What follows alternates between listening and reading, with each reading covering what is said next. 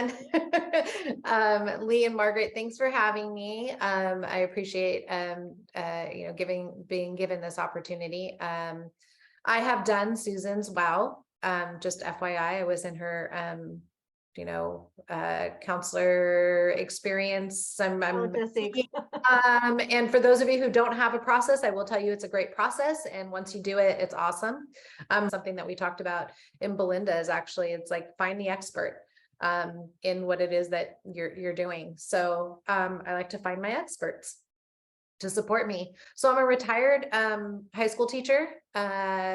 After 25 years, I retired, and I have been in the IEC world. This is going to be my 9th season coming up, class of 24. So, and I stepped out of the classroom, decided this is what I wanted to do with my life, went back and got my counseling certificate, and used my experience of being in a classroom. I taught AP Bio and Anatomy and Physiology, and worked closely with the college counselors, writing letters of recommendations and all of that stuff. And so it was a good transition for me.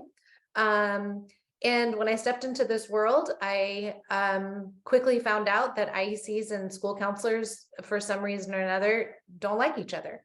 And I was surprised about that. So I made it my mission in my practice and in the community that I live in, that it's a partnership. I can't do my job without them. I can't. And I need them.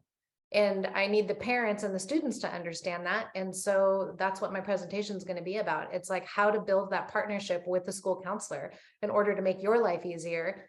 And it benefits everyone. It benefits the school counselor, it benefits me, the parents, and the students.